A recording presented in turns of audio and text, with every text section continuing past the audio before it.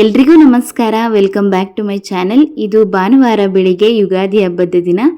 ಎಲ್ಲರಿಗೂ ಯುಗಾದಿ ಹಬ್ಬದ ಶುಭಾಶಯಗಳು. ಈ ವರ್ಷ ನಿಮ್ಮೆಲ್ರಿಗೂ ಕೂಡ ಒಳ್ಳೆ ಆರೋಗ್ಯ, ಆಯಸ್ಸು ಮತ್ತು ಸಕ್ಸಸ್ಸನ್ನು ತಂದುಕೊಳ್ಳಿ ಅಂತ ಆ ದೇವರ ಹತ್ರ ಕೇಳ್ಕೊಳ್ತೀನಿ. ಹಾಗೆಯೇ ವಿಡಿಯೋನ ಎಲ್ಲೂ ಕೂಡ ಸ್ಕಿಪ್ ಮಾಡದೆ ಪೂರ್ತಿಯಾಗಿ ನೋಡಿ. ಅಕಸ್ಮಾತ್ ಈ ವಿಡಿಯೋ ಇಷ್ಟ ಆಯಿತು ಅಂತ ಅಂದರೆ ಈ ವಿಡಿಯೋನ ಲೈಕ್ ಮಾಡಿ, ಶೇರ್ ಮಾಡಿ, ಹಾಗೆ ನಮ್ಮ ಚಾನಲ್ನ ಸಬ್ಸ್ಕ್ರೈಬ್ ಮಾಡ್ಕೊಳ್ಳಿ. ಬೆಳಿಗ್ಗೆ ಬೇಗನೆ ಎದ್ದು ಮನೆಯೆಲ್ಲನೂ ಕೂಡ ಕ್ಲೀನ್ ಮಾಡಿ ಅಡುಗೆ ಮಾಡೋದಕ್ಕೆ ಅಂತ ರೆಡಿ ಮಾಡ್ಕೊಳ್ತಾ ಇದ್ದೀನಿ. ಅಂದರೆ ಬೆಳಿಗ್ಗೆ ಎದ್ದ ತಕ್ಷಣವೇ ಇಲ್ಲಿ ತಣ್ಣೆಬೇಳೆನ ನೆನೆ ಹಾಕಿದ್ದೀನಿ ವಡೆ ಮಾಡೋದಕ್ಕೆ ಅಂತ ಹೇಳ್ಬಿಟ್ಟು. ಅದಾದಮೇಲೆ ಒಬ್ಬಟ್ಟನ್ನು ಮಾಡೋದಕ್ಕೆ ಅಂತ ಹೇಳ್ಬಿಟ್ಟು 1 ಗ್ಲಾಸಷ್ಟು ಕಡಲೆಬೇಳೆನ ಹಾಕಿ ಇದನ್ನು ಒಂದ್ಸಲ ಚೆನ್ನಾಗಿ ತೊಳೆದು ಇದನ್ನು ವಿಷಲ್ ಕೂಗೋದಕ್ಕೆ ಇಡ್ತಾಯಿದ್ದೀನಿ. ಅಂದರೆ ಯಾವಾಗಲೂ ಅಷ್ಟೇ ನಮ್ಮ ಮನೇಲಿ ಯಾರು ಜಾಸ್ತಿ ಸ್ವೀಟನ್ನು ತಿನ್ನೋಕ್ಕೆ ಇಷ್ಟಪಡಲ್ಲ. ಅದರಿಂದ ಯಾವಾಗಲೂ ಅಷ್ಟೇ 1 ಲೋಟ ಬೇಳೆ ಹಾಕ್ಬಿಟ್ಟು ಮಾಡೋದು. ಈಗ ಸಾಂಬಾರಿಗೆ ಅಂತ ಹೇಳಿಬಿಟ್ಟು ಹುಣಸೆ ಹಣ್ಣನ್ನು ನೆನೆ ಹಾಕೊಳ್ತಾ ಇದ್ದೀನಿ. ಇದು ನೆನೆಯಷ್ಟೊತ್ತಿಗೆ ಬೇರೆ ಬೇರೆ ಕೆಲಸಗಳೆಲ್ಲ ಮಾಡ್ಕೋಬೋದಲ್ವ. ಅದರಿಂದ ಯಾವ್ಯಾವ ಕೆಲಸ ಫಸ್ಟಿಗೆ ಮಾಡ್ಕೋಬೇಕು ಅದೆಲ್ಲನೂ ಕೂಡ ಮಾಡ್ಕೊಂಡ್ಬಿಡ್ತೀನಿ. ಈಗ ಬೇಳೆ ಕೂಗೋಷ್ಟೊತ್ತಿಗೆ ಅದಕ್ಕೆ ಕಣಕನೂ ಕೂಡ ರೆಡಿ ಮಾಡ್ಕೊಂಬಿಡೋಣ ಅಂತ ಹೇಳ್ಬಿಟ್ಟು ಇಲ್ಲಿ 2 ಕಪ್ಪಷ್ಟು ಮೈದಾ ಹಿಟ್ಟನ್ನು ಹಾಕ್ಕೊಳ್ತಾ ಇದ್ದೀನಿ. ಏನೋ ಅಳತೆ ಮಾಡಿ ಏನು ಹಾಕ್ಕೊಳ್ತಾ ಇಲ್ಲ, ಹಾಗೆಯೇ ಕಣ್ಣಳತೆಯಲ್ಲಿ ನನಗೆ ಎಷ್ಟು ಬೇಕಾಗುತ್ತೆ ಅಷ್ಟನ್ನು ಹಾಕ್ಕೊಳ್ತಾ ಇದ್ದೀನಿ. ಈಗ ಮೈದಾ ಹಿಟ್ಟನ್ನು ಹಾಕಿ ಇದಕ್ಕೆ 1/4 ಚಮಚದಷ್ಟು ಅರಿಶಿನ ಪುಡಿನ ಹಾಕ್ಕೊಳ್ತಾ ಇದ್ದೀನಿ. ಕಲರ್ ತುಂಬ ಚೆನ್ನಾಗಿರುತ್ತೆ ಅಂತ ಹೇಳಿ ಹಾಕ್ಕೊಳ್ತಾ ಇರೋದು. ಬೇಡ ಅಂತಂದರೆ ಅರಿಶಿನ ಪುಡಿ ಹಾಕ್ಕೊಳ್ದೇನೂ ಕೂಡ ಇದನ್ನು ಕಲಿಸ್ಕೊಂಡ್ರೆ ಚೆನ್ನಾಗಿರುತ್ತೆ. ಈಗ ಇದನ್ನು ಫಸ್ಟಿಗೆ ಅರಿಶಿನ ಪುಡಿ ಜೊತೆ ನೀಟಾಗಿ ಮಿಕ್ಸ್ ಮಾಡಿಕೊಂಡು ಈಗ ಇದಕ್ಕೆ ಸ್ವಲ್ಪನೇ ನೀರನ್ನು ಹಾಕಿ ಮಿಕ್ಸ್ ಮಾಡ್ಕೊಳ್ತಾ ಇದ್ದೀನಿ. ಒಬ್ಬಟ್ಟನ್ನು ಮಾಡೋದಕ್ಕೆ ಕಣಕನ ತುಂಬ ತೆಳುವಾಗಿ ಕಲಿಸಿದ್ರೆ ಚೆನ್ನಾಗಾಗಲ್ಲ. ಸ್ವಲ್ಪ ಗಟ್ಟಿ ಇದ್ದರೆ ಅದು ಉಬ್ಬಿದಾಗ ಅದೇ ತೆಳುವಾಗುತ್ತೆ. ಆವಾಗ ನಮಗೆ ಚೆನ್ನಾಗಿ ತಟ್ಟೋದಕ್ಕೆ ಚೆನ್ನಾಗಿ ಬರುತ್ತೆ. ಹಾಗೆಯೇ ತವದ ಮೇಲೆ ಹಾಕಿದಾಗ ಪೂರಿ ಥರ ಉಬ್ಬಿ ಬರುತ್ತೆ. ಈಗ ನೀರು ಹಾಕಿ ಫಸ್ಟಿಗೆ ಚೆನ್ನಾಗಿ ಮಿಕ್ಸ್ ಮಾಡ್ಕೊಂಡಿದ್ದಾದಮೇಲೆ ಈಗ 2 ಟೇಬಲ್ ಸ್ಪೂನಷ್ಟು ಎಣ್ಣೆನ ಹಾಕಿ ಈ ರೀತಿ ಚೆನ್ನಾಗಿ ಮಿದ್ದಿಸ್ಕೊಳ್ಬೇಕು. 4 ರಿಂದ 5 ಬಾರಿ ಇದೇ ರೀತಿ ಮಧ್ಯೆ ಎಣ್ಣೆನ ಹಾಕಿ ಈ ರೀತಿ ಚೆನ್ನಾಗಿ ಮಿಕ್ಸ್ ಮಾಡಿಕೊಂಡ್ರೆ ಹಿಟ್ಟು ಚೆನ್ನಾಗಿ ಉಬ್ಬಿ ಬರುತ್ತೆ. ಈಗ ನೋಡ್ತಾ ಇರ್ಬೋದು ಇದನ್ನು ಚೆನ್ನಾಗಿ ಮಿಕ್ಸ್ ಮಾಡಿಕೊಂಡು ಈ ರೀತಿ ಉಂಡೆ ಮಾಡಿ ಇಟ್ಟಿದ್ದೀನಿ. ಈಗ ಮೇಲ್ಗಡೆಗೆ 1 ಟೇಬಲ್ ಸ್ಪೂನಷ್ಟು ಎಣ್ಣೆನ ಹಾಕಿ ಈ ರೀತಿ ನೀಟಾಗಿ ಗ್ರೀಸ್ ಮಾಡಿ ಈ ರೀತಿ ಎತ್ತಿಡ್ತಾ ಇದ್ದೀನಿ. ಅದಾದಮೇಲೆ ಅದು ಚೆನ್ನಾಗಿ ಉಬ್ಬಿ ಬರೋದಕ್ಕೆ ಒಂದು ಅರ್ಧ ಗಂಟೆನಾದರೂ ಬೇಕಲ್ವ. ಅಷ್ಟರಲ್ಲಿ ಮಿಕ್ಕಿದ ಕೆಲಸ ಏನಿದೆ ಅಂತ ಹೇಳಿಬಿಟ್ಟು ಪಲ್ಯಕ್ಕೆ ಆಗಿರ್ಬೋದು, ವಡೆಗೆಲ್ಲ ಸೊಪ್ಪು ಹಾಗೆಯೇ ಈರುಳ್ಳಿ ಎಲ್ಲನೂ ಕೂಡ ಕಟ್ ಮಾಡ್ಕೊಳ್ತಾ ಇದ್ದೀನಿ. ಅಮ್ಮ ಬಂದು ಈರುಳ್ಳಿ ಸಿಪ್ಪೆ ಎಲ್ಲನೂ ಕೂಡ ಬಿಡಿಸಿದ್ರು. ಹಾಗೆಯೇ ಕಾಯಿ ತುರಿ ಎಲ್ಲನೂ ತುರ್ಕೊಟ್ರು. ಹಾಗೆಯೇ ಸೊಪ್ಪುಗಳೆಲ್ಲನೂ ಕೂಡ ತೊಳೆದು ಹೆಲ್ಪ್ ಮಾಡಿಕೊಟ್ರು. ಅದಾದಮೇಲೆ ಇನ್ನು ಅಪ್ಪನಿಗೆ ತಣ್ಣೆಬೇಳೆ ವಡೆ ಅಂದರೆ ಅವ್ರಿಗಾಗಲ್ಲ, ಶೀತ ಅಲ್ವ ಅದು ಸ್ವಲ್ಪ, ಅದರಿಂದ ಅವರಿಗೆ ಕಡಲೆಬೇಳೆ ವಡೆನ ಮಾಡೋದಕ್ಕೆ ಅಂತ ಹೇಳ್ಬಿಟ್ಟು ಒಂದು ಸಣ್ಣ ಗ್ಲಾಸಲ್ಲಿ 1.5 ಲೋಟದಷ್ಟು ಹಾಕಿದ್ದೀನಿ. ಹಾಕಿ ಇದನ್ನು ಕೂಡ ನೆನೆಯಾಕಿಟ್ಟಿದ್ದೀನಿ. ಈಗ ಪಲ್ಯ ಮಾಡ್ಕೊಳ್ಳೋದಕ್ಕೆ ಫಸ್ಟಿಗೆ ಗ್ಯಾಸ್ ಸ್ಟವ್ ಮೇಲೆ ಒಂದು ಕಡಾಯಿನ ಬಿಸಿಗಿಟ್ಟು ಅದಕ್ಕೆ 2 ಟೇಬಲ್ ಸ್ಪೂನಷ್ಟು ಎಣ್ಣೆನ ಹಾಕ್ಕೊಳ್ತಾ ಇದ್ದೀನಿ. ಎಣ್ಣೆನ ಹಾಕಿ ಈಗ ಇದಕ್ಕೆ ಸಾಸಿವೆನ ಹಾಕ್ತಾಯಿದ್ದೀನಿ. ಸಾಸಿವೆ ಸ್ವಲ್ಪ ಚಟಪಟ ಅಂತ ಸಿಡಿಬೇಕು. ಅದಾದಮೇಲೆ ಹಸಿಮೆಣ್ಸಿಕಾಯಿ ಹಾಗೆಯೇ ಕರ್ಬೇವಿನ ಸೊಪ್ಪನ್ನ ಹಾಕಿ ಜೊತೆಗೆ ಈರುಳ್ಳಿನ ಹಾಕಿ ಫ್ರೈ ಮಾಡ್ತಾಯಿದ್ದೀನಿ. ಈರುಳ್ಳಿನ ಹಾಕಿ ಸ್ವಲ್ಪ ಚೆನ್ನಾಗಿ ಬಾಡಿಸ್ಕೋಬೇಕು. ಈರುಳ್ಳಿಯಲ್ಲಿ ಸ್ವಲ್ಪ ಕಲರ್ ಚೇಂಜ್ ಆಗೋವರೆಗೂ ಇದನ್ನು ಚೆನ್ನಾಗಿ ಫ್ರೈ ಮಾಡ್ಕೋಬೇಕು. ನಾರ್ಮಲಾಗಿ ಯುಗಾದಿ ಹಬ್ಬ ಅಂತ ಹೇಳಿದ್ಮೇಲೆ ಯಾವುದಾದ್ರೂ ಸಿಹಿ ಪಲ್ಯ ಆಗಿರ್ಬೋದು ಅಥವಾ ಖಾರ ಪಲ್ಯನ ಮಾಡ್ತೀವಿ, ಬಾಳೆಕಾಯಿ ಪಲ್ಯನೂ ಮಾಡ್ತೀವಿ. ಅಂದರೆ ಇವತ್ತು ಈ ಥರ ಸಿಹಿ ಪಲ್ಯನ ಮಾಡೋಣ ಅಂತ ಹೇಳ್ಬಿಟ್ಟು ಮಾಡ್ತಾಯಿದ್ದೀನಿ. ಈಗ ಇದಕ್ಕೆ 3 ಟೇಬಲ್ ಸ್ಪೂನಷ್ಟು ಕಡಲೆಬೇಳೆನ ಹಾಕ್ಕೊಳ್ತಾ ಇದ್ದೀನಿ. ಕೆಲವರು ಕಡಲೆಬೇಳೆನ ನೆನೆಸು ಕೂಡ ಹಾಕ್ಕೊಳ್ತಾರೆ, ಬೇಗ ಬೇಯಲ್ಲ ಅಂತ ಹೇಳ್ಬಿಟ್ಟು. ಆ ಥರ ಏನಿಲ್ಲ, ಫ್ರೈ ಮಾಡ್ತಾ ಚೆನ್ನಾಗಿ ಬೇಯುತ್ತೆ. ಅದರಿಂದ ನಾನಿಲ್ಲಿ ಏನು ನೆನೆ ಹಾಕ್ಕೊಳ್ತಾ ಇಲ್ಲ. ಹಾಗೆಯೇ 3 ಟೇಬಲ್ ಸ್ಪೂನಷ್ಟು ಕಾಳನ್ನು ಹಾಕಿ ಸ್ವಲ್ಪ ಫ್ರೈ ಮಾಡ್ಕೊಳ್ತೀನಿ. ಅದಾದಮೇಲೆ ಸಣ್ಣದಾಗಿ ಕಟ್ ಮಾಡಿ ಇರೋಂತಹ ಬಾಳೆಕಾಯಿನೂ ಕೂಡ ಹಾಕ್ಕೊಳ್ತಾ ಇದ್ದೀನಿ. ಬಾಳೆಕಾಯಿನ ಹಾಕಿ ಇದನ್ನು ಚೆನ್ನಾಗಿ ಫ್ರೈ ಮಾಡ್ಕೋಬೇಕು. ಬಾಳೆಕಾಯಿನ ಫ್ರೈ ಮಾಡ್ತಾ ಏನಾಗ್ಬಿಡುತ್ತೆ ಅಂದರೆ ಪಾತ್ರೆಗೆಲ್ಲ ಅಂಟ್ಕೊಂಡ್ಬಿಡುತ್ತೆ. ಅದರಿಂದ ಚೆನ್ನಾಗಿ ಕೈ ಬಿಡದಂತೆಯೇ ಚೆನ್ನಾಗಿ ಮಿಕ್ಸ್ ಮಾಡಿಕೊಂಡು ಫ್ರೈ ಮಾಡ್ತಾನೆ ಇರಬೇಕು.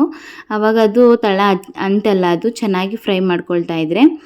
ಇದೇ ರೀತಿ 2 ರಿಂದ 3 ನಿಮಿಷಗಳ ಕಾಲ ಇದನ್ನು ಚೆನ್ನಾಗಿ ಫ್ರೈ ಮಾಡ್ಕೋಬೇಕು. ಇನ್ನೇನು ಸ್ವಲ್ಪ ಅಂಟು ಬರ್ತಾ ಇದೆ ಅನ್ನೋ ಟೈಮಿಗೆ ಇದಕ್ಕೆ ನೀರನ್ನು ಮಿಕ್ಸ್ ಮಾಡ್ಕೋಬೇಕು. ಈಗ ನೋಡ್ತಾ ಇರ್ಬೋದು ಚೆನ್ನಾಗಿ ಫ್ರೈ ಮಾಡ್ಕೊಂಡಿದ್ದಾಗಿದೆ. ಆದರೂ ಕೂಡ ಇವಾಗ ಸ್ವಲ್ಪ ತಳಕ್ಕೆಲ್ಲ ಅಂಟ್ತಾ ಇದೆ. ಈ ಟೈಮಲ್ಲಿ ಈಗ ಇದಕ್ಕೆ ಸ್ವಲ್ಪ ರುಚಿಗೆ ತಕ್ಕಷ್ಟು ಉಪ್ಪನ್ನು ಹಾಕೋಬೇಕು. ಉಪ್ಪನ್ನು ಹಾಕ್ಕೊಂಡು ಆದಮೇಲೆ ಇದನ್ನು ಚೆನ್ನಾಗಿ ಫ್ರೈ ಮಾಡಿಕೊಂಡ್ರೆ ಸ್ವಲ್ಪ ಒಂದಕ್ಕೊಂದು ಅಂಟಲ್ಲ. ಆ ರೀತಿ ಚೆನ್ನಾಗಿ ಬಿಡಿಯಾಗಿ ಬೇಗನೆ ಸಾಫ್ಟಾಗಿ ಬೇಯುತ್ತೆ. ಈಗ ಈ ರೀತಿ ಚೆನ್ನಾಗಿ ಮಿಕ್ಸ್ ಮಾಡ್ಕೊಂಡಿದ್ದಾದಮೇಲೆ ಈಗ ಇದಕ್ಕೆ 1 ಲೋಟದಷ್ಟು ನೀರನ್ನು ಹಾಕ್ಕೊಳ್ತಾ ಇದ್ದೀನಿ. ನೀರನ್ನು ಹಾಕಿ ಈಗ ಇದನ್ನು ಚೆನ್ನಾಗಿ ಮಿಕ್ಸ್ ಮಾಡಿಕೊಂಡು ಬೇಯಿಸ್ಕೋಬೇಕು. 2 ರಿಂದ 3 ನಿಮಿಷ ಚೆನ್ನಾಗಿ ಫ್ರೈ ಮಾಡಿಕೊಂಡ್ರೆ ಬಾಳೆಕಾಯಿನೂ ಕೂಡ ಚೆನ್ನಾಗಿ ಬೆಂದಿರುತ್ತೆ. ಹಾಗೆಯೇ ಕಡಲೆಬೇಳೆ ಹೇಳಿದ್ನಲ್ಲ ಅದನ್ನು ಕೂಡ ಚೆನ್ನಾಗಿ ಬೆಂದಿರುತ್ತೆ. ಈಗ ಇದನ್ನು ನೋಡ್ತಾ ಇರ್ಬೋದು ಚೆನ್ನಾಗಿ ಬೆಂದು ನೀರಿನ ಅಂಶ ಎಲ್ಲ ಫುಲ್ಲು ಕಡಿಮೆ ಆಗಿಬಿಟ್ಟಿದೆ. ಹಾಗೆಯೇ ಬಾಳೆಕಾಯಿನೂ ಕೂಡ ಅಷ್ಟೇ ಫುಲ್ಲು ಸಾಫ್ಟಾಗಿ ಬೆಂದಿದೆ. ಈ ರೀತಿ ಇದನ್ನು ಚೆನ್ನಾಗಿ ಮಿಕ್ಸ್ ಮಾಡ್ಕೋಬೇಕು. ಮಿಕ್ಸ್ ಮಾಡ್ಕೊಂಡಿದ್ದಾದಮೇಲೆ ಈಗ ಇದಕ್ಕೆ ಕಾಯಿ ತುರಿ ಹಾಗೆಯೇ ಸ್ವಲ್ಪ ಕೊತ್ತಂಬರಿ ಸೊಪ್ಪನ್ನು ಹಾಕ್ಕೊಳ್ತಾ ಇದ್ದೀನಿ. ಸ್ವಲ್ಪ ಕಾಯಿ ತುರಿ ಹಾಗೆಯೇ ಕೊತ್ತಂಬರಿ ಸೊಪ್ಪು ಜಾಸ್ತಿ ಬಿದ್ದಾಗ ತುಂಬಾ ರುಚಿ ಕೊಡುತ್ತೆ ಈ ಪಲ್ಯ. ಲಾಸ್ಟಿಗೆ ಈ ರೀತಿ ಚೆನ್ನಾಗಿ ಮಿಕ್ಸ್ ಮಾಡಿಕೊಂಡ್ರೆ 1 ನಿಮಿಷ ಇದನ್ನು ಈ ಫ್ಲೇಮಲ್ಲಿ ಫುಲ್ ಕಡಿಮೆ ಫ್ಲೇಮಲ್ಲಿ ಇದನ್ನು ಚೆನ್ನಾಗಿ ಮಿಕ್ಸ್ ಮಾಡಿಕೊಂಡ್ರೆ ಈ ಸಿಹಿ ಪಲ್ಯನೂ ಕೂಡ ರೆಡಿ ಆಗುತ್ತೆ. ಬಾಳೆಕಾಯಿ ಪಲ್ಯ ಮಾಡಿದ್ದಾದಮೇಲೆ ಈಗ ನೆಕ್ಸ್ಟು ಕಡಲೆಬೇಳೆನ ಬೇಯಿಸಿಕೊಂಡು ಇಟ್ಕೊಂಡಿದ್ದೆನಲ್ಲ, ವಿಷಲ್ ಆಗಿತ್ತು 1 ವಿಷಲು, ಅದನ್ನು ಓಪನ್ ಮಾಡ್ತಾಯಿದ್ದೀನಿ. ಬರೀ ಒಂದೇ ವಿಷಲ್ ಅಷ್ಟೇ ಕಡಲೆಬೇಳೆ, 2 ವಿಷಲ್ ಹಾಕಿಸ್ಕೊಂಡ್ರೆ ಖಂಡಿತ ಅದು ಬೆಂದೋಗ್ಬಿಡುತ್ತೆ. ಅದರಿಂದ ನಾನು 1 ವಿಷಲ್ ಅಷ್ಟೇ ಓಡಿಸಿದ್ದು. ಈಗ ನೋಡ್ತಾ ಇರ್ಬೋದು ಎಷ್ಟು ಚೆನ್ನಾಗಿ ಬೆಂದಿದೆ ಅಂತ ಹೇಳಿಬಿಟ್ಟು. ಇಷ್ಟು ಬೆಂದರೆ ಸಾಕಾಗುತ್ತೆ. ಈಗ ಇದನ್ನು ನೀರನ್ನೆಲ್ಲನೂ ಕೂಡ ಶೋಧಿಸ್ಕೊಳ್ಳೋಕ್ಕೆ ಒಂದು ತೂತದ ಜಾಲರಿಗೆ ಇದನ್ನು ಹಾಕ್ತಾಯಿದ್ದೀನಿ. ಅದಾದಮೇಲೆ ಈಗ ಒಬ್ಬಿಟ್ಟು ಮಾಡೋದಕ್ಕೆ ಅಂತ ಹೇಳ್ಬಿಟ್ಟು ಫಸ್ಟಿಗೆ ನಾನು ಪಾಕ ರೀತಿ ತಗೊಳ್ತೀನಿ. ಕೆಲವರು ಹಸಿ ಬೆಲ್ಲನ ಹಾಗೆಯೇ ರುಬ್ಕೊಂಡು ಮಾಡ್ತಾರೆ, ಅದನ್ನು ನಾನು ಕೂಡ ಮಾಡ್ತೀನಿ. ಈ ಥರ ಒಂದು ವಿಧಾನದಲ್ಲೂ ಕೂಡ ಮಾಡ್ತೀನಿ, ತುಂಬಾ ಚೆನ್ನಾಗಿರುತ್ತೆ. ಈಗ ಒಂದು ಉಂಡೆ ಬೆಲ್ಲ ಬರುತ್ತಲ್ಲ, ಅದರಲ್ಲಿ ಒಂದು ಸ್ವಲ್ಪ ಇಟ್ಬಿಟ್ಟು ಇನ್ನೆಲ್ಲನೂ ಕೂಡ ಇಲ್ಲಿ 3/4 ಭಾಗದಷ್ಟು ಬೆಲ್ಲನ ಹಾಕಿ ಇದಕ್ಕೆ ಒಂದು ಸಣ್ಣ ಗ್ಲಾಸಷ್ಟು ನೀರನ್ನು ಹಾಕಿ ನೋಡಿ, ಈ ರೀತಿ ನೊರೆ ನೊರೆ ಥರ ಬರಬೇಕು. ಅಲ್ಲಿವರೆಗೂ ಇದನ್ನು ಚೆನ್ನಾಗಿ ಬೇಯಿಸ್ಕೋಬೇಕು. ಅಲ್ಲಿವರೆಗೂ ಬೆಲ್ಲ ಕೂಡ ಚೆನ್ನಾಗಿ ಕರಗಬೇಕು. ಅದಾದಮೇಲೆ ಒಂದು ತೆಂಗಿನಕಾಯಿ ಪೂರ ತೆಂಗಿನಕಾಯಿನ ತುರಿದ್ಬಿಟ್ಟು ಕಾಯಿ ತುರಿನ ಇದರೊಳಗಡೆ ಹಾಕಿ ಈ ರೀತಿ ಚೆನ್ನಾಗಿ ಫ್ರೈ ಮಾಡ್ಕೋಬೇಕು. ಬೆಲ್ಲದಲ್ಲೂ ನೀರಿನ ಅಂಶ ಇತ್ತಲ್ವ ಸ್ವಲ್ಪ, ಈಗ ಫಸ್ಟಿಗೆ ಕಾಯಿನ ಹಾಕಿ ಫ್ರೈ ಮಾಡೋದ್ರಿಂದ ಕಾಯಲ್ಲೂ ಸ್ವಲ್ಪ ನೀರಿನ ಅಂಶ ಇರುತ್ತೆ, ಅದೆಲ್ಲನೂ ಕೂಡ ಬಿಡುತ್ತೆ ಫ್ರೈ ಮಾಡ್ತಾ ಮಾಡ್ತಾ. ಅದರಿಂದ ಬೆಲ್ಲದ ಪಾಕದ ಜೊತೆ ಈ ಕಾಯಿ ತುರಿನ ಹಾಕಿ ಚೆನ್ನಾಗಿ ಉರಿಬೇಕು. ಅದು ನೀರಿನ ಅಂಶ ಎಲ್ಲ ಬಿಡ್ತಾ ಬರುತ್ತೆ. ಅಲ್ಲಿವರೆಗೂ ಇದನ್ನು ಚೆನ್ನಾಗಿ ಫ್ರೈ ಮಾಡ್ಕೊಳ್ತಾ ನೀರಿನ ಅಂಶ ಎಲ್ಲ ಕಡಿಮೆ ಆಗಬೇಕು. ಆಗ ರುಬ್ಬೋದಕ್ಕೂ ಚೆನ್ನಾಗುತ್ತೆ, ಹಾಗೆಯೇ ಒಬ್ಬಿಟ್ಟನ್ನು ತಟ್ಟಬೇಕಾದ್ರೂ ಕೂಡ ಚೆನ್ನಾಗಿ ಬರುತ್ತೆ. ಈಗ ನೋಡ್ತಾ ಇರ್ಬೋದು ಇಷ್ಟು ಕಡಿಮೆ ಆಗಿದೆ ಅಂತ. ಈ ಟೈಮಲ್ಲಿ ಹಾಗೆಯೇ ಬೇಯಿಸಿ ಬಸ್ತಿರೋಂತಹ ಕಡಲೆಬೇಳೆನ ಹಾಕ್ಕೊಳ್ತಾ ಇದ್ದೀನಿ. ಹಾಗೆಯೇ ಒಂದು 2 ಟೇಬಲ್ ಸ್ಪೂನಷ್ಟು ಕಡಲೆಬೇಳೆನ ಹಾಗೆ ಇಡ್ತೀನಿ, ಏಕೆಂದರೆ ಸಾಂಬಾರಿಗೊಂದು ಸ್ವಲ್ಪ ಬೇಕಾಗುತ್ತೆ. ಅದರಿಂದ ಈಗ ಕಾಳನ್ನು ಹಾಕಿ ಕಾಳಿನ ಜೊತೆಗೂ ಅಷ್ಟೇ ಇದನ್ನು ಚೆನ್ನಾಗಿ ಫ್ರೈ ಮಾಡ್ಕೋಬೇಕು. ಬೆಲ್ಲ ಹಾಗೆಯೇ ಕಾಯಿ ಮತ್ತು ಕಾಳು ಈ ಮೂರೂ ಅಷ್ಟೇ ಒಂದು 5 ನಿಮಿಷ ಇದೇ ರೀತಿ ಫ್ಲೇಮಲ್ಲಿ ಚೆನ್ನಾಗಿ ಬೇಯಿಸ್ಕೋಬೇಕು. ಬೇಯಿಸ್ಕೊಂಡಿದ್ದಾದಮೇಲೆ ಈಗ ಇದಕ್ಕೆ ಏಲಕ್ಕಿ ಪುಡಿನ ಹಾಕ್ಕೊಳ್ತಾ ಇದ್ದೀನಿ. 1 ಟೇಬಲ್ ಸ್ಪೂನಷ್ಟು ಏಲಕ್ಕಿ ಪುಡಿನ ಹಾಕಿ ಈಗ ಚೆನ್ನಾಗಿ ಮಿಕ್ಸ್ ಮಾಡ್ಕೋಬೇಕು. ಮಿಕ್ಸ್ ಮಾಡಿಕೊಂಡು ಒಂದು 2 ನಿಮಿಷ ಇದೇ ರೀತಿ ಚೆನ್ನಾಗಿ ಹುರ್ಕೋಬೇಕು. ಅದಾದಮೇಲೆ ಇದನ್ನು ಈಗ ನೋಡ್ತಾ ಇರ್ಬೋದು ನೀರಿನ ಅಂಶನೂ ಕೂಡ ಕಡಿಮೆ ಇದೆ. ಈಗ ಇದು ರುಬ್ಬೋದಕ್ಕೆ ತುಂಬಾ ಒಳ್ಳೆ ಕನ್ಸಿಸ್ಟೆನ್ಸಿಲಿದೆ. ಈಗ ಇದನ್ನು ಗ್ಯಾಸ್ ಸ್ಟವ್ನ ಆಫ್ ಮಾಡಿ ಇದು ಫುಲ್ ತಣ್ಣಗಾಗೋದಕ್ಕೆ ಬಿಡಬೇಕು. ಅದಾದಮೇಲೆ ಇದು ತಣ್ಣಗಾದಮೇಲೆ ಈಗ ಮಿಕ್ಸಿ ಜಾರ್ಗೆ ಹಾಕಿ ಇದನ್ನು ರುಬ್ಕೊಳ್ತಾ ಇದ್ದೀನಿ. ಗ್ರೈಂಡರ್ಗೂ ಹಾಕಿದ್ರೂ ತುಂಬಾ ಚೆನ್ನಾಗಿ ಬರುತ್ತೆ. ನಾನು ಸ್ವಲ್ಪ ಪ್ರಮಾಣದಲ್ಲಿ ಅಲ್ವ ಮಾಡ್ತಾ ಇರೋದು, ಮಿಕ್ಸಿಲೇ ಸಾಕಾಗುತ್ತೆ ಅಂತ ಹೇಳಿಬಿಟ್ಟು ರುಬ್ಕೊಳ್ತಾ ಇದ್ದೀನಿ. ಕೆಳಗಡೆ ಫುಲ್ಲು ನುಣ್ಣಗಾಗಿತ್ತು, ಹಾಗೆಯೇ ಮೇಲ್ಗಡೆ ಸ್ವಲ್ಪ ಬೇಳೆ ಬರುತ್ತೆ. ಅದನ್ನು ಕೂಡ ಒಂದು ರೌಂಡ್ ಈ ರೀತಿ ಚೆನ್ನಾಗಿ ಮಿಕ್ಸ್ ಮಾಡಿಕೊಂಡು ಮತ್ತೆ ಇದನ್ನು ರುಬ್ಕೊಂಡ್ರೆ ಫುಲ್ಲು ನುಣ್ಣಗೆ ಆಗುತ್ತೆ. ಈಗ ನೋಡ್ತಾ ಇರ್ಬೋದು ಎಷ್ಟು ಚೆನ್ನಾಗಿ ರುಬ್ಬಿದಾಗಿದೆ ಅಂತ. ಇದೇ ರೀತಿ ಮಿಕ್ಕಿದೆಲ್ಲ ಕಾಳನ್ನು ಕೂಡ ರುಬ್ಬಿ ಎತ್ತಿಟ್ಕೊಂಡಿದ್ದೀನಿ. ಹಾಗೆಯೇ ನಾನು ಲಾಸ್ಟ್ ವೀಡಿಯೋದಲ್ಲೇ ಒಬ್ಬಿಟ್ಟಿನ ಸಾಂಬಾರನ್ನ ಅಥವಾ ಹೋಳಿಗೆ ಸಾಂಬಾರನ್ನ ಯಾವ ರೀತಿ ಮಾಡೋದು ಅಂತ ಅಪ್ಲೋಡ್ ಮಾಡಿದ್ದೀನಿ. ಅದರಿಂದ ವೀಡಿಯೋ ಲೆಂತಿ ಆಗುತ್ತೆ ಅಂತ ಹೇಳಿಬಿಟ್ಟು ನಾನು ಸಾಂಬಾರು ರೆಸಿಪಿನ ಏನಿಲ್ಲಿ ಶೇರ್ ಮಾಡ್ತಾ ಇಲ್ಲ. ನೀವು ಬೇಕು ಅಂದರೆ ಆ ವಿಡಿಯೋನ ಚೆಕ್ ಮಾಡ್ಬೋದು. ಈ ಕಡೆ ಹೆಸರುಬೇಳೆ ಮಾಡೋದಕ್ಕೆ ಅಂತ ಹೇಳಿಬಿಟ್ಟು 1 ಲೋಟದಷ್ಟು ಹೆಸರುಬೇಳೆನ ಹಾಕಿ ನೀರನ್ನು ಹಾಕಿ ನೆನೆಯೋದಕ್ಕೆ ಇಡ್ತಾ ಇದ್ದೀನಿ. ಈಗ ಮಾವಿನಕಾಯಿ ಚಿತ್ರಾನ್ನ ಮಾಡ್ಕೊಳ್ಳೋದಕ್ಕೆ ಅಂತ ಹೇಳಿಬಿಟ್ಟು ಸ್ವಲ್ಪ ಮಸಾಲೆನ ರುಬ್ಕೊಳ್ಳೋದಿದೆ. ಅದಕ್ಕೆ ಅಂತ ಹೇಳಿಬಿಟ್ಟು 1 ಟೇಬಲ್ ಸ್ಪೂನಷ್ಟು ಸಾಸಿವೆನ ಹಾಕ್ಕೊಳ್ತಾ ಇದ್ದೀನಿ. ಸಾಸಿವೆನ ಹಾಕಿ ಈಗ ಇದನ್ನು ಸ್ವಲ್ಪ ಚಟಪಟ ಅಂತ ಸಿಡಿಬೇಕು. ಅಲ್ಲಿವರೆಗೂ ಇದನ್ನು ಚೆನ್ನಾಗಿ ಫ್ರೈ ಮಾಡ್ಕೋಬೇಕು. 1 ಟೇಬಲ್ ಸ್ಪೂನಷ್ಟು ಹಾಕಿದ್ದೀನಿ. ನಾನಿಲ್ಲಿ 2 ಮ್ಯಾಂಗೋನ ತೊಗೊಂಡಿದ್ದೀನಿ. ಈಗ ಸ್ವಲ್ಪ ಚೆನ್ನಾಗಿ ಫ್ರೈ ಮಾಡ್ತಾ ಸಾಸಿವೆ ಎಲ್ಲ ಸ್ವಲ್ಪ ಕಲರ್ ಚೇಂಜ್ ಆಗುತ್ತೆ. ಈಗ ನೋಡ್ತಾ ಇರ್ಬೋದು ಯಾವ ರೀತಿ ಸಿಡಿತಾ ಇದೆ ಅಂತ ಹೇಳಿಬಿಟ್ಟು. ಇಷ್ಟ ಆದರೆ ಸಾಕಾಗುತ್ತೆ. ಈಗ ಇದನ್ನು ಸೈಡಿಗೆ ಎತ್ತಿಟ್ಕೊಳ್ತಾ ಇದ್ದೀನಿ. ಈಗ ಮತ್ತೆ ಅದೇ ಇದಕ್ಕೆ 1 ಟೇಬಲ್ ಸ್ಪೂನಷ್ಟು ಜೀರಿಗೆನ ಹಾಕ್ಕೊಳ್ತಾ ಇದ್ದೀನಿ. ಜೀರಿಗೆನೂ ಅಷ್ಟೇ ಚೆನ್ನಾಗಿ ಫ್ರೈ ಮಾಡ್ಕೋಬೇಕು. ಫ್ರೈ ಮಾಡಿಕೊಂಡು ಅದು ಕೂಡ ಚಟಪಟ ಅಂತ ಸಿಡಿಬೇಕು. ಅಲ್ಲಿವರೆಗೂ ಇದನ್ನು ದುಂಡಾಗಿ ಈ ರೀತಿ ಚೆನ್ನಾಗಿ ಮಿಕ್ಸ್ ಮಾಡಿಕೊಂಡು ಫ್ರೈ ಮಾಡ್ತಾ ಇರಬೇಕು. ಈ ಸಾಸಿವೆ ಮತ್ತು ಜೀರಿಗೆ ಇವೆಲ್ಲನೂ ಕೂಡ ಒಳ್ಳೆ ಫ್ಲೇವರ್ ಕೊಡುತ್ತೆ ಚಿತ್ರಾನ್ನಕ್ಕೆ.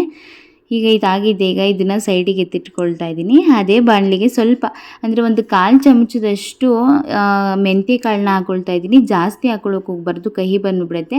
ಅದಕ್ಕೊಂದು ಅಳತೆ ಪ್ರಮಾಣ ಅನ್ನೋದಿರುತ್ತೆ. ಒಂದು 1/4 ಟೇಬಲ್ ಸ್ಪೂನ್ ಅಷ್ಟು ಹಾಕ್ಕೊಂಡ್ರೆ ಸಾಕಾಗುತ್ತೆ. ಇದನ್ನು ಅಷ್ಟೇ ಸ್ವಲ್ಪ ಕಲರ್ ಚೇಂಜ್ ಆಗಬೇಕು. ಹಾಗೆಯೇ ಸ್ವಲ್ಪ ಸಿಡಿಯೋದಕ್ಕೆ ಸ್ಟಾರ್ಟ್ ಆಗುತ್ತೆ.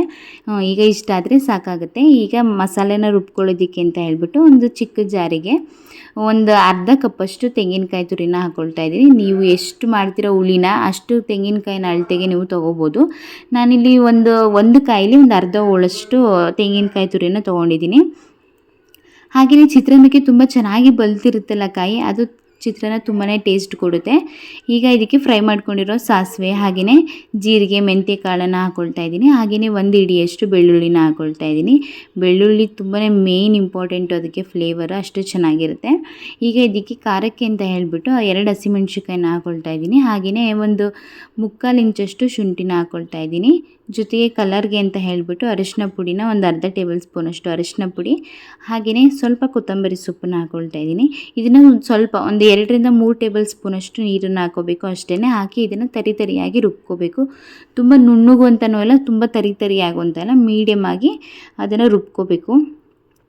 ಈ ಕಡೆ ಗ್ಯಾಸ್ ಸ್ಟವ್ ಮೇಲೆ ಒಂದು ಕಡಾಯಿನ ಬಿಸಿಗಿಟ್ಟು ಅದಕ್ಕೆ ಒಂದು ಅರ್ಧ ಕಪ್ಪಷ್ಟು ಎಣ್ಣೆನ ಹಾಕೋಬೇಕು. ಎಣ್ಣೆನ ಹಾಕಿ ಈಗ ಇದಕ್ಕೆ ಒಂದು 3/4 ಕಪ್ಪಷ್ಟು ಕಡಲೆ ಬೀಜನ ಹಾಕಿ ಫ್ರೈ ಮಾಡ್ಕೊಳ್ತಾ ಇದ್ದೀನಿ. ಚಿತ್ರಾನ್ನಕ್ಕೆ ಎಣ್ಣೆ ಜಾಸ್ತಿ ಇದ್ರೇ ತುಂಬಾ ಚೆನ್ನಾಗಿರುತ್ತೆ.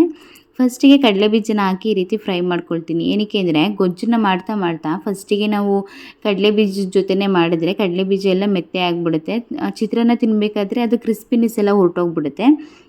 ಅದರಿಂದ ನಾನು ಯಾವಾಗ ಚಿತ್ರಾನ್ನ ಮಾಡಿದ್ರು ಅಷ್ಟೇ, ಇದೇ ಅಂತಲ್ಲ ಬೇರೆ ಚಿತ್ರಾನ್ನ ಮಾಡಿದ್ರು ಅಷ್ಟೇ, ಫಸ್ಟು ಎಣ್ಣೆಲಿ ಏನು ಕಡಲೆ ಬೀಜನ ಫ್ರೈ ಮಾಡಿ ಎತ್ತಿಟ್ಕೊಂಡ್ಬಿಡ್ತೀನಿ. ಅದಾದಮೇಲೆ ಲಾಸ್ಟಿಗೆ ಮಿಕ್ಸ್ ಮಾಡ್ಕೊಳ್ತೀನಿ. ಆಗ ಕಡಲೆ ಬೀಜದ್ದು ಕ್ರಿಸ್ಪಿನೆಸ್ ಹಾಗೆ ಇರುತ್ತೆ. ಇವಾಗ ಕಡಲೆ ಬೀಜ ಎಲ್ಲ ಚೆನ್ನಾಗಿ ಫ್ರೈ ಆಗಿದೆ. ಇವಾಗೆಲ್ಲನೂ ಕೂಡ ಎತ್ತಿಟ್ಕೊಂಡು ಈಗ ಅದೇ ಕಡಾಯಿಗೆ 1 ಟೇಬಲ್ ಸ್ಪೂನಷ್ಟು ಸಾಸಿವೆನ ಹಾಕ್ಕೊಳ್ತಾ ಇದ್ದೀನಿ. ಸಾಸಿವೆ ಚೆನ್ನಾಗಿ ಚಟಪಟ ಅಂತ ಸಿಡಿಬೇಕು. ಅದಾದಮೇಲೆ ಜಜ್ಜಿಟ್ಕೊಂಡಿರುವಂತಹ ಒಂದು 3 ಬೆಳ್ಳುಳ್ಳಿ ಗೆಡ್ಡೆ ಇರುತ್ತಲ್ಲ, ಅದು ಫುಲ್ಲು ಜಜ್ಜಿಬಿಟ್ಟು ಇಲ್ಲಿ ಹಾಕ್ಕೊಳ್ತಾ ಇದ್ದೀನಿ. ಚಿತ್ರಾನ್ನಕ್ಕೆ ಬೆಳ್ಳುಳ್ಳಿ ಎಷ್ಟು ಬೀಳುತ್ತೋ ಅಷ್ಟು ರುಚಿಯಾಗಿರುತ್ತೆ. ಹಾಗೆಯೇ ಸ್ವಲ್ಪ ಹಸಿಮೆಣ್ಸಿಕಾಯಿ ಹಾಗೆಯೇ ಜೊತೆಗೆ ಒಣಮೆಣ್ಸಿನ್ಕಾಯಿ ಎರಡನ್ನೂ ಕೂಡ ಹಾಕ್ತಾಯಿದ್ದೀನಿ. ಹಾಗೆಯೇ ಸ್ವಲ್ಪ ಕರಿಬೇವಿನ ಸೊಪ್ಪನ್ನು ಹಾಕಿ ಈಗ ಇದಕ್ಕೆ ಒಂದು 2 ಟೇಬಲ್ ಸ್ಪೂನಷ್ಟು ಕಡಲೆಬೇಳೆನ ಹಾಕ್ಕೊಳ್ತಾ ಇದ್ದೀನಿ. ಕಡಲೆಬೇಳೆನ ಹಾಕಿ ಈಗ ಇದನ್ನು ಚೆನ್ನಾಗಿ ಫ್ರೈ ಮಾಡ್ಕೋಬೇಕು. ನಾನು ಆಗಲೇ ಕಡಲೆ ಬೀಜನ ಫ್ರೈ ಮಾಡಿ ಎತ್ತಿಟ್ಕೊಂಡೆ. ಹಾಗೆಯೇ ಇವಾಗ ಕಡಲೆಬೇಳೆನ ಹಾಕ್ಕೊಳ್ತಾ ಇದ್ದೀನಿ. ಕಡಲೆಬೇಳೆ ಮತ್ತು ಈ ಏನು ಬೆಳ್ಳುಳ್ಳಿ ಎಲ್ಲನೂ ಕೂಡ ಸ್ವಲ್ಪ ಬ್ರೌನ್ ಕಲರ್ ಬರಬೇಕು, ಅಲ್ಲಿವರೆಗೂ ಇದನ್ನು ಚೆನ್ನಾಗಿ ಫ್ರೈ ಮಾಡ್ಕೋಬೇಕು. ಈ ಟೈಮಲ್ಲಿ ಒಗ್ಗರಣೆಗೂ ಅಷ್ಟೇ ಒಂದು 1/4 ಚಮಚದಷ್ಟು ಅರಿಶಿನ ಪುಡಿನ ಹಾಕ್ಕೊಳ್ತಾ ಇದ್ದೀನಿ. ಅರಿಶಿನ ಪುಡಿನೆಲ್ಲ ಹಾಕಿ ಇದನ್ನು ಸ್ವಲ್ಪ ಫ್ರೈ ಮಾಡ್ಕೊಂಡಿದ್ದಾದಮೇಲೆ ನಾನು ಆಗಲೇ ರುಬ್ಬಿಟ್ಕೊಂಡಿದ್ನಲ್ಲ ಚಿತ್ರಾನ್ನದ್ದು ಮಸಾಲೆ, ಅದನ್ನು ಹಾಕ್ಕೊಳ್ತಾ ಇದ್ದೀನಿ. ಚಿತ್ರಾನ್ನದ ಮಸಾಲೆನ ಹಾಕಿ ಈಗ ಇದನ್ನು ಚೆನ್ನಾಗಿ ಫ್ರೈ ಮಾಡ್ಕೋಬೇಕು. ಎಣ್ಣೆ ಜೊತೆನೇ ಇದನ್ನು ಫಸ್ಟಿಗೆ ಡ್ರೈ ಆಗಿ ಇದೇ ರೀತಿ ಚೆನ್ನಾಗಿ ಮಿಕ್ಸ್ ಮಾಡಿಕೊಂಡು ಅದ್ರದ್ದು ಹಸಿ ವಾಸನೆ ಎಲ್ಲ ಹೋಗಬೇಕು, ಅಲ್ಲಿವರೆಗೂ ಇದನ್ನು ಚೆನ್ನಾಗಿ ಇದೇ ರೀತಿ ಐ ಫ್ಲೇಮಲ್ಲಿ ಇದನ್ನು ಚೆನ್ನಾಗಿ ಮಿಕ್ಸ್ ಮಾಡ್ಕೋಬೇಕು. ಅದಾದಮೇಲೆ ತುರಿದಿಟ್ಕೊಂಡಿರೋಂತಹ ಕಾಯಿ ತುರಿನ ಹಾಕ್ಕೊಳ್ತಾ ಇದ್ದೀನಿ. ಮತ್ತೆ ಅಂದರೆ ನಾನೇನು ರುಬ್ಬೋದಿಕ್ಕೆ ಹಾಕ್ಕೊಂಡಿದ್ದೆ ಅದರ ಅರ್ಧದಷ್ಟು ಇವಾಗ ಕಾಯಿ ತುರಿನ ಇದ್ರೊಳಗಡೆ ಹಾಕಿ ಈಗ ಇದನ್ನು ಚೆನ್ನಾಗಿ ಮಿಕ್ಸ್ ಮಾಡ್ಕೊಳ್ತಾ ಇದ್ದೀನಿ. ಮಿಕ್ಸ್ ಮಾಡ್ಕೊಂಡಿದ್ದಾದಮೇಲೆ ಈಗ ಇದಕ್ಕೆ ಒಂದು ಸಣ್ಣ ಗ್ಲಾಸಷ್ಟು ನೀರನ್ನು ಹಾಕ್ಕೊಳ್ತಾ ಇದ್ದೀನಿ. ತುಂಬಾ ಡ್ರೈ ಆಗಿಬಿಡುತ್ತೆ. ಅದರಿಂದ ಒಂದು ಸಣ್ಣ ಗ್ಲಾಸಲ್ಲಿ ನೀರನ್ನು ಹಾಕಿ ಈ ರೀತಿ ಚೆನ್ನಾಗಿ ಮಿಕ್ಸ್ ಮಾಡಿಕೊಂಡು ಬೇಯಿಸ್ಕೊಂಡ್ರೆ ಚಿತ್ರಾನ್ನದ ಕನ್ಸಿಸ್ಟೆನ್ಸಿ ತುಂಬಾ ಚೆನ್ನಾಗಿ ಬರುತ್ತೆ.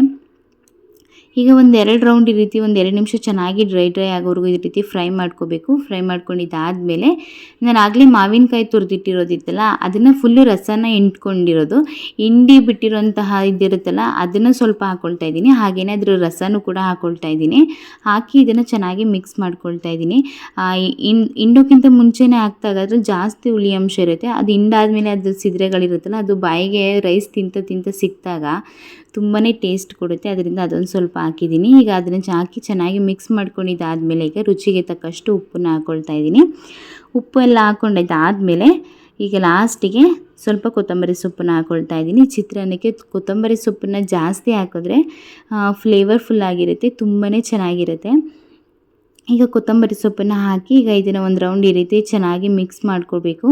ಮಿಕ್ಸ್ ಮಾಡ್ಕೊಳ್ತಾ ಇದನ್ನು ಚೆನ್ನಾಗಿ ಎಲ್ಲ ಹದವಾಗಿ ಮಿಕ್ಸ್ ಆದಮೇಲೆ ಈಗ ಲಾಸ್ಟಿಗೆ ಏನು ನಾವು ಫ್ರೈ ಮಾಡಿ ಇಟ್ಕೊಂಡಿದ್ನಲ್ಲ ಫಸ್ಟಿಗೆ ಕಡಲೆ ಬೀಜ ಅದನ್ನು ಹಾಕ್ಕೊಳ್ತಾ ಇದ್ದೀನಿ. ಹಾಕ್ಕೊಂಡು ಈ ರೀತಿ ಚೆನ್ನಾಗಿ ಮಿಕ್ಸ್ ಮಾಡಿಕೊಂಡ್ರೆ ಮಾವಿನಕಾಯಿ ಚಿತ್ರಾನ್ನದ ರೆಡಿ ಆಗುತ್ತೆ. ಇದನ್ನು ರೈಸ್ ಜೊತೆ ಮಿಕ್ಸ್ ಮಾಡಿಕೊಂಡ್ರೆ ತುಂಬಾ ಚೆನ್ನಾಗಿರುತ್ತೆ.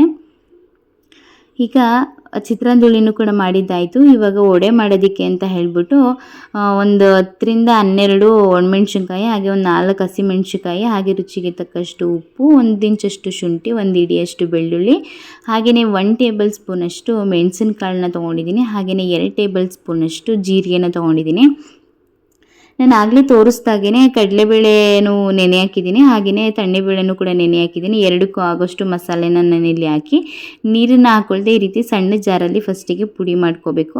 ಅದಾದಮೇಲೆ ಕಾಳನ್ನೆಲ್ಲನೂ ಕೂಡ ತೊಳೆದು ಈ ರೀತಿ ಗ್ರೈಂಡರಲ್ಲಿ ಮಸಾಲೆ ಜೊತೆಗೆ ಏನು ರುಬ್ಕೊಂಡಿದ್ದೆ ಆ ಮಸಾಲೆನ ಸ್ವಲ್ಪ ಸ್ವಲ್ಪ ಹಾಕ್ಕೊಂಡು ಈ ರೀತಿ ನುಣ್ಣಗೆ ವಡೆ ಹಿಟ್ಟನ್ನು ಆಡಿಸ್ಕೊಳ್ತಾ ಇದ್ದೀನಿ. ಈಗ ಕಡಲೆಬೇಳೆ ಹಿಟ್ಟನ್ನು ಕೂಡ ರುಬ್ಬಿಟ್ಟಿದ್ದೀನಿ, ಹಾಗೆಯೇ ತಣ್ಣೆಬೇಳೆದು ಕೂಡ ಮಸಾಲೆ ಜೊತೆ ಎರಡನ್ನೂ ಕೂಡ ರುಬ್ಬಿಟ್ಟಿದ್ದೀನಿ. ಈಗ ಸಣ್ಣ ಕಟ್ ಮಾಡಿರುವಂತಹ ಈರುಳ್ಳಿ, ಹಾಗೆಯೇ ಸಬ್ಸಿಗೆ ಸೊಪ್ಪು, ಕೊತ್ತಂಬರಿ ಸೊಪ್ಪು ಜೊತೆಗೆ ನುಗ್ಗೆ ಸೊಪ್ಪನ್ನು ಸಣ್ಣದಾಗಿ ಕಟ್ ಮಾಡಿ ಹಾಕ್ಕೊಳ್ತಾ ಇದ್ದೀನಿ. ಈರುಳ್ಳಿನ ಈ ರೀತಿ ಚೆನ್ನಾಗಿ ಕೈಯಲ್ಲಿ ಕಿವುಚಿ ಈ ರೀತಿ ಹಾಕೋದ್ರಿಂದ ವಡೆ ಹಾಕಬೇಕಾದ್ರೆ ಈರುಳ್ಳಿ ಆ ಹಿಟ್ಟಿನ ಜೊತೆ ಚೆನ್ನಾಗಿ ಹೊಂದ್ಕೊಳ್ಳುತ್ತೆ.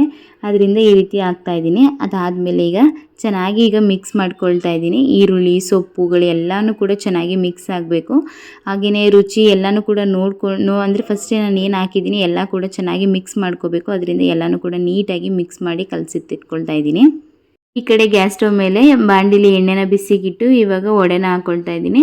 ಹಬ್ಬಗಳಲ್ಲಿ ಎಲ್ಲನೂ ಕೂಡ ಅಂದರೆ ಎಲ್ಲ ಅಡುಗೆ ಆದಮೇಲೆ ಲಾಸ್ಟಿಗೆ ವಡೆ ಮತ್ತು ಒಬ್ಬಟ್ಟನ್ನು ಮಾಡ್ಕೊಳ್ಳೋದು. ಏಕೆಂದರೆ ಅದಕ್ಕೆ ಸಮಯ ತುಂಬ ಜಾಸ್ತಿ ಹಿಡಿಯುತ್ತೆ ಅಲ್ವಾ, ಅದರಿಂದ ಲಾಸ್ಟಿಗೆ ಇಟ್ಕೊಂಡ್ರೆ ನಮಗೆ ಮಾಡೋದಕ್ಕೂ ಸರಿ ಹೋಗುತ್ತೆ. ಹಾಗೆಯೇ ಜಾಸ್ತಿ ಅಡುಗೆ ಮನೆ ಎಲ್ಲ ಅಂಡೋಗಿರುತ್ತೆ ಅಲ್ವಾ, ಲಾಸ್ಟಿಗೆ ಇಟ್ಕೊಂಡಾಗ ಇದನ್ನು ಸಪ್ರೇಟಾಗಿ ಸ್ಪೇಸ್ ಮಾಡಿಕೊಂಡು ಒತ್ಕೊಳ್ಳೋದಕ್ಕೆ ಸರಿ ಹೋಗುತ್ತೆ ಅಂತ ಹೇಳಿಬಿಟ್ಟು ವಡೆ ಮತ್ತು ಒಬ್ಬಟ್ಟನ್ನು ಲಾಸ್ಟಿಗೆ ಮಾಡೋದು. ಈಗ ನೋಡ್ತಾ ಇರ್ಬೋದು ಎರಡೂ ಕಡೆ ನೀಟಾಗಿ ಬೇಯಿಸ್ಕೊಂಡು ಈಗ ವಡೆನ ಎತ್ತಿಟ್ಕೊಳ್ತಾ ಇದ್ದೀನಿ. ಎಷ್ಟು ಕಲರ್ಫುಲ್ಲಾಗಿ ಎಷ್ಟು ಕ್ರಿಸ್ಪಿಯಾಗಿ ಕಾಣಿಸ್ತಾ ಇದೆ ಅಂತ ನೋಡ್ತಾ ಇರ್ಬೋದು ನೀವೇ. ಈ ಕಡೆ ಹೆಸರು ಬೇಳೆನ ನೆನೆ ಹಾಕಿದ್ದೆ ಅಲ್ವ, ಅದನ್ನೆಲ್ಲನೂ ಕೂಡ ನೀರನ್ನು ಶೋಧಿಸಿ ಈಗ ಇದಕ್ಕೆ ಕಾಯಿ ತುರಿನ ಹಾಕ್ಕೊಳ್ತಾ ಇದ್ದೀನಿ. ಹಾಗೆಯೇ ಸ್ವಲ್ಪ ಕ್ಯಾರೆಟ್ ತುರಿ, ಹಾಗೆಯೇ ಕೊತ್ತಂಬರಿ ಸೊಪ್ಪು ಜೊತೆಗೆ ಸೌತೆಕಾಯಿನ ಸಣ್ಣದಾಗಿ ಕಟ್ ಮಾಡಿ ಹಾಕ್ಕೊಳ್ತಾ ಇದ್ದೀನಿ. ಅಂದರೆ ಹೆಸರು ಬೇಳೆನ ಸ್ವಲ್ಪ ಪ್ರಮಾಣದಲ್ಲಿ ಅಷ್ಟೇ ಹಾಕಿರೋದು, ಇನ್ನು ಕಾಯಿ ತುರಿ ಹಾಗೆಯೇ ಸೌತೆಕಾಯಿ ಮತ್ತು ಕ್ಯಾರೆಟು ಎಲ್ಲನೂ ಕೂಡ ಜಾಸ್ತಿ ಪ್ರಮಾಣದಲ್ಲಿ ಹಾಕ್ಕೊಂಡಿದ್ದೀನಿ. ತಿನ್ನಬೇಕಾದ್ರೆ ತುಂಬಾ ಚೆನ್ನಾಗಿತ್ತು. ಹೀಗೆ ರುಚಿಗೆ ತಕ್ಕಷ್ಟು ಉಪ್ಪನ್ನು ಹಾಕಿ ಒಂದು ರೌಂಡ್ ಈ ರೀತಿ ಚೆನ್ನಾಗಿ ಮಿಕ್ಸ್ ಮಾಡ್ಕೋಬೇಕು. ಮಿಕ್ಸ್ ಮಾಡ್ಕೊಂಡಿದ್ದಾದಮೇಲೆ ಒಂದು 1 ಟೇಬಲ್ ಸ್ಪೂನಷ್ಟು ಅಥವಾ ಒಂದು 2 ಟೇಬಲ್ ಸ್ಪೂನಷ್ಟು ಏನು ನಿಂಬೆಹಣ್ಣಿನ ರಸನ ಹಾಕ್ಕೊಂಡ್ರೆ ಅದ್ರದ್ದು ಕೋಸಂಬರಿದು ಫ್ಲೇವರೇ ಚೇಂಜ್ ಆಗಿಬಿಡುತ್ತೆ, ಅಷ್ಟು ಚೆನ್ನಾಗಿರುತ್ತೆ. ಈಗ ನಿಂಬೆಹಣ್ಣಿನ ರಸನ ಹಾಕಿ ಈಗ ಇದನ್ನು ಚೆನ್ನಾಗಿ ಮಿಕ್ಸ್ ಮಾಡಿಕೊಂಡು ಎತ್ತಿಟ್ಕೊಳ್ತಾ ಇದ್ದೀನಿ. ಇನ್ನು ಈ ಕಡೆ ಈಗ ಲಾಸ್ಟಿಗೆ ಒಬ್ಬಟ್ಟನ್ನು ತಟ್ಕೊಳ್ಳೋಣ ಅಂತ ಹೇಳಿಬಿಟ್ಟು ಈಗ ನೋಡ್ತಾ ಇರ್ಬೋದು ಕಣಕ ಎಷ್ಟು ಚೆನ್ನಾಗಿ ಉಬ್ಬಿದೆ ಅಂತ, ಎಷ್ಟು ಸಾಫ್ಟಾಗಿ ಬಂದಿದೆ ಅಂತ ಹೇಳ್ಬಿಟ್ಟು ಈ ರೀತಿ ಹಾಕಿ ಫುಲ್ಲಿ ಎಡ್ಜಸ್ ಎಲ್ಲನೂ ಕೂಡ ನೀಟಾಗಿ ಫಸ್ಟಿಗೆ ತಟ್ಕೋಬೇಕು. ಅದಾದಮೇಲೆ ಏನು ಒಳಗಡೆ ಹೂರಣ ಹಾಕ್ತೀವಿಲ್ಲ ಅದನ್ನು ಕೂಡ ರೌಂಡಾಗಿ ಈ ರೀತಿ ಉಂಡೆ ಮಾಡಿಕೊಂಡು ಈ ರೀತಿ ಸಣ್ಣದಾಗಿ ಪ್ರೆಸ್ ಮಾಡಿ ಈ ರೀತಿ ಸ್ವಲ್ಪ ಎಣ್ಣೆನ ಹಾಕಿ ಚೆನ್ನಾಗಿ ಸ್ಪ್ರೆಡ್ ಮಾಡ್ಕೊಳ್ತಾ ಬರಬೇಕು. ಫಸ್ಟಿಗೆ ಮಧ್ಯದಲ್ಲಿ ಸ್ಪ್ರೆಡ್ ಮಾಡಬಾರ್ದು, ಫುಲ್ಲು ತುದಿಲಿ ಚೆನ್ನಾಗಿ ಮಿಕ್ಸ್ ಏನು ತಟ್ತಾ ಹೋದಾಗ ಚೆನ್ನಾಗಿ ಅಗಲ ಬರುತ್ತೆ ಉಬ್ಬಿಟ್ಟು, ಹಾಗೆಯೇ ತುಂಬಾ ತೆಳುವಾಗಿ ಬರುತ್ತೆ. ಹಾಗೆಯೇ ತವಾದ ಮೇಲೆ ಹಾಕಿದ ತಕ್ಷಣ ಅಷ್ಟೇ ಚೆನ್ನಾಗಿ ಉಬ್ಬಿ ಬರುತ್ತೆ. ಈ ರೀತಿ ಚೆನ್ನಾಗಿ ಫಸ್ಟಿಗೆ ಬೆರಳಲ್ಲಿ ನೀಟಾಗಿ ತಟ್ಕೋಬೇಕು. ಅದಾದಮೇಲೆ ಹಸ್ತದಲ್ಲಿ ಈ ರೀತಿ ಪ್ರೆಸ್ ಮಾಡಿದ್ರೆ ಬೆರಳಚ್ಚುಗಳು ಒಬ್ಬಿಟ್ಟು ಮೇಲೆ ಇರಲ್ಲ. ಈಗ ಗ್ಯಾಸ್ ಸ್ಟವ್ ಮೇಲ್ಗಡೆ ಒಂದು ತವಾನ ಬಿಸಿಗಿಟ್ಟು ಈಗ ಒಬ್ಬಿಟ್ಟನ್ನು ಹಾಕ್ಕೊಳ್ತಾ ಇದ್ದೀನಿ. ಹಾಕಿ ಈಗ ಇದಕ್ಕೆ ಮೇಲ್ಗಡೆ 1 ಟೇಬಲ್ ಸ್ಪೂನಷ್ಟು ಎಣ್ಣೆನ ಹಾಕ್ಕೊಳ್ತಾ ಇದ್ದೀನಿ. ಹಾಗೆಯೇ ಇನ್ನೊಂದು ಕಡೆ ನೀಟಾಗಿ ಬೆಂದ ಮೇಲೆ ಇನ್ನೊಂದು ಕಡೆ ತಿರುವು ಹಾಕ್ಕೊಂಡು ಅದಕ್ಕೂ ಕೂಡ ಮತ್ತೆ ಒಂದು ಎಣ್ಣೆನ ಹಾಕಿ ಈಗ ಇದನ್ನು ಚೆನ್ನಾಗಿ ಬೇಯಿಸ್ಕೊಳ್ತಾ ಇದ್ದೀನಿ. ಈಗ ನೋಡ್ತಾ ಇರ್ಬೋದು ಎಷ್ಟು ಚೆನ್ನಾಗಿ ಉಬ್ತಾ ಇದೆ ಅಂತ ಹೇಳ್ಬಿಟ್ಟು. ಟೇಸ್ಟು ಕೂಡ ಅಷ್ಟೇ ತುಂಬ ಅಂದರೆ ತುಂಬಾ ಚೆನ್ನಾಗಿತ್ತು. ನೀವು ಕೂಡ ಇದೇ ವಿಧಾನದಲ್ಲಿ ಮಾಡಿ, ತುಂಬಾ ಸಾಫ್ಟಾಗಿ ಬರುತ್ತೆ. ಈಗ ನಾನು ತೋರಿಸ್ತೀನಿ ಎಷ್ಟು ಸಾಫ್ಟಾಗಿದೆ ಅಂತ ನೋಡಿ. ಈ ರೀತಿ ಮಡ್ಚಿದ್ರೂ ಕೂಡ ಅಷ್ಟು ಸ್ವಲ್ಪನೂ ಕಿತ್ತೋಗ್ತಾ ಇಲ್ಲ, ಅಷ್ಟು ಚೆನ್ನಾಗಿ ಬಂದಿತ್ತು. ಅದಾದಮೇಲೆ ಅಡುಗೆ ಎಲ್ಲ ಮುಗ್ದು ನಾವು ಪೂಜೆ ಮಾಡೋಷ್ಟೊತ್ತಿಗೆ ಒಂದು 11:30 12 ಗಂಟೆ ಆಗಿಬಿಟ್ಟಿತ್ತು.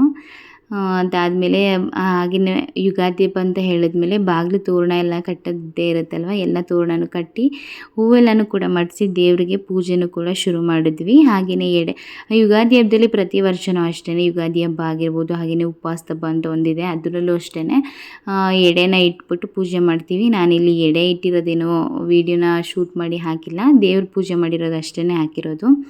ಅದಾದಮೇಲೆ ಪೂಜೆ ಎಲ್ಲ ಮುಗಿಸ್ಕೊಂಡಿದ್ದಾದಮೇಲೆ ಈಗ ಊಟ ಮಾಡೋಣ ಅಂತ ಹೇಳ್ಬಿಟ್ಟು ಕೂತ್ಕೊಳ್ತಾ ಇದ್ದೀವಿ. ನಾವು ಊಟ ಎಲ್ಲ ಮಾಡಿ ಊಟ ಎಲ್ಲ ಮುಗಿಸೋಷ್ಟೊತ್ತಿಗೆ ಪೂಜೆ ಎಲ್ಲ ಆಗಿ ಊಟ ಆಗೋಷ್ಟೊತ್ತಿಗೆ 1 ಗಂಟೆ ಆಗೋಗಿತ್ತು. ಎಲ್ಲ ಅಡುಗೆನೂ ಅಷ್ಟೇ ತುಂಬಾ ರುಚಿಯಾಗಿತ್ತು, ತುಂಬಾ ಟೇಸ್ಟಿಯಾಗಿತ್ತು. ಚಿತ್ರಾನ್ನ ಅಂತೂ ತುಂಬಾ ಚೆನ್ನಾಗಿತ್ತು. ನೀವು ಕೂಡ ಒಂದ್ಸಲ ಟ್ರೈ ಮಾಡಿ, ನಾನು ಯಾವ ರೀತಿ ಮಾಡಿದ್ದೆ ಅದೇ ರೀತಿ ಖಂಡಿತ ಎಲ್ರಿಗೂ ಕೂಡ ಇಷ್ಟ ಆಗುತ್ತೆ. ಹಾಗೆಯೇ ಯಾರ್ಯಾರ ಮನೇಲಿ ಯಾವ್ಯಾವ ರೀತಿ ಅಡುಗೆನ ಮಾಡಿದ್ದೀರಾ ಅಂತ ಹೇಳ್ಬಿಟ್ಟು ಕಮೆಂಟಲ್ಲಿ ಕೂಡ ತಿಳಿಸಿ, ನಾನು ತಿಳ್ಕೊಳ್ತೀನಿ. ಹಾಗೆಯೇ ಇದಿಷ್ಟು ನಮ್ಮನೆ ಯುಗಾದಿ ಹಬ್ಬದ ಊಟ ಆಗಿತ್ತು. ಊಟ ಎಲ್ಲ ಮುಗಿಸ್ಕೊಂಡು ಇದಾದಮೇಲೆ ನಮ್ಮದು ಫಸ್ಟ್ ಕೆಲಸ ನಾನು ಅಮ್ಮ ಮಾಡೋದು ಅಂತಂತಂದರೆ ಅಡುಗೆ ಮನೆ ಕ್ಲೀನ್ ಮಾಡ್ತೀವಿ. ಹಾಗೆಯೇ ಮನೆಯೆಲ್ಲ ಅಂಡೋಗಿರುತ್ತಲ್ವ, ಸ್ವಲ್ಪ ಹೆಜ್ಜೆ ಎಲ್ಲ ಆಗಿಬಿಟ್ಟಿರುತ್ತೆ ಓಡಾಡಿ, ಅದೆಲ್ಲನೂ ಕೂಡ ನೀಟಾಗಿ ಒರೆಸ್ಕೊಂಡ್ಬಿಡ್ತೀವಿ. ಈಗ ನೋಡ್ತಾ ಇರ್ಬೋದು, ನಾವು ಆ ಜಾಗದಲ್ಲಿ ಎಡೆ ಇಟ್ಟಿದ್ವಿ, ಅದನ್ನು ಎಲ್ಲನೂ ಪೂಜೆ ಎಲ್ಲ ಆದಮೇಲೆ ಎಡೆ ಎಲ್ಲ ತೆಗೆದುಬಿಟ್ವಿ. ಅದಾದಮೇಲೆ ನೆಕ್ಸ್ಟು ಯುಗಾದಿ ಹಬ್ಬ ಅಂತಂದರೆ ಎಲ್ಲರೂ ಅಷ್ಟೇ, ಯಾರ್ಯಾರ ಮನೇಲಿ ಎತ್ತುಗಳಿರುತ್ತೆ ಅವರೆಲ್ಲರೂ ಕೂಡ ಹೊಲದಲ್ಲಿ ಹೋಗ್ಬಿಟ್ಟು ಆರು ಕಟ್ಟಿ ಅದನ್ನು ಉಳ್ತಾರೆ ಹೊಲನ. ನಮ್ಮ ಮನೇಲಿ ಆ ಥರ ಇಲ್ಲ, ಅಂದರೆ ಈಗ ಅಷ್ಟು ಕಡಿಮೆ ಆಗಿಬಿಟ್ಟಿದೆ ಅಲ್ವ ಎಲ್ಲ ಕಡೆನೂ. ಅದರಿಂದ ಟಿಲ್ಲರ್ ಇತ್ತು, ಅದರಿಂದ ನಮ್ಮ ಮನೆಯವ್ರು, ನನ್ನ ಹಸ್ಬೆಂಡು ಈ ಹೊಲನ ಈ ರೀತಿ ಉತ್ತಾದ್ಮೇಲೆ ಗಿಡಗಳಿಗೆಲ್ಲ ಪಾತಿ ಮಾಡಿದ್ರು. ನಮ್ಮ ಮನೆ ತೋಟದೊಳಗಡೆನೇ ಇರೋದು, ಅಂದರೆ ಫಸ್ಟು ಮನೆ ಕಟ್ಟಾದಮೇಲೆ ಜಮೀನಲ್ಲಿ ಈ ರೀತಿ ತೆಂಗಿನ ಸಸಿಗಳನ್ನ ನೆಟ್ಟು ಈಗ ಫುಲ್ಲು ತೋಟ ಥರನೇ ಆಗಿಬಿಟ್ಟಿದೆ. ಸುಮಾರು ಥರ ಹಣ್ಣುಗಳ ಗಿಡ ಎಲ್ಲನೂ ಹಾಕಿದ್ದೀವಿ. ತುಂಬಾ ಚೆನ್ನಾಗಿದೆ. ಅಂದರೆ ಸಂಜೆ ಟೈಮು ಈ ರೀತಿ ಬಂದು ಕೂತ್ಕೊಂಡಾಗ ಆ ಫ್ರೆಶ್ ಗಾಳಿ ಇರೋದಲ್ಲ, ಅದನ್ನು ತೊಗೊಂಡಾಗ ಏನೋ ಒಂಥರ ಮನಸ್ಸಿಗೆ ನೆಮ್ಮದಿ. ಈ ಕಡೆ ಸನ್ಸೆಟ್ ಆಗ್ತಾ ಇರುತ್ತೆ, ತುಂಬಾ ಚೆನ್ನಾಗಿರುತ್ತೆ. ನಾನು ಇನ್ನೊಂದು ಸಲ ನಿಮಗೆ ಈ ಹೊಲದ ಕಡೆ ಏನಾದರೂ ಬಂದಾಗ ನಾನು ತೋರಿಸ್ತೀನಿ. ಹಾಗೆಯೇ ಏನು ಪಾತಿ ಎಲ್ಲ ಮಾಡಿದ್ರಲ್ಲ ಅದಕ್ಕೆಲ್ಲನೂ ಕೂಡ ನೀರನ್ನು ಹಾಕ್ತಾಯಿದ್ರು. ಹಾಗೆಯೇ ನೋಡ್ತಾ ಇರ್ಬೋದು ಸೀಬೆಹಣ್ಣು ಎಷ್ಟು ಚೆನ್ನಾಗಿ ಬಿಟ್ಟಿದೆ ಅಂತ. ಇನ್ನೂ ಒಂದು ಚಕ್ಕೋತ ಹಣ್ಣು ಬರುತ್ತಲ್ಲ ಅಷ್ಟು ಗಾತ್ರ ಆಗುತ್ತೆ ಸೀಬೆಹಣ್ಣು, ಅಷ್ಟು ಚೆನ್ನಾಗೂ ಕೂಡ ಇರುತ್ತೆ. ಇದಿಷ್ಟು ಯುಗಾದಿ ಹಬ್ಬದ ದಿನ ಆಗಿತ್ತು. ಈ ವಿಡಿಯೋ ಇಷ್ಟ ಆಗಿದ್ದರೆ ಪ್ಲೀಸ್ ಈ ವಿಡಿಯೋನ ಲೈಕ್ ಮಾಡಿ, ಶೇರ್ ಮಾಡಿ, ಕಮೆಂಟ್ ಮಾಡಿ. ಅದು ಇನ್ನೊಂದು ಸ್ವಲ್ಪ ಹಣ್ಣಾಗಬೇಕು ಪ್ಲೀಸ್ ಅಮ್ಮ. ಅಮ್ಮ ಪ್ಲೀಸ್, ನಾಳೆ ಕಿತ್ಕೊಳ್ಳುವಂತೆ ಪ್ಲೀಸ್ ಪ್ಲೀಸ್. ಅದು ಇನ್ನೂ ಕಾಯಿ ಮಗಳೇ.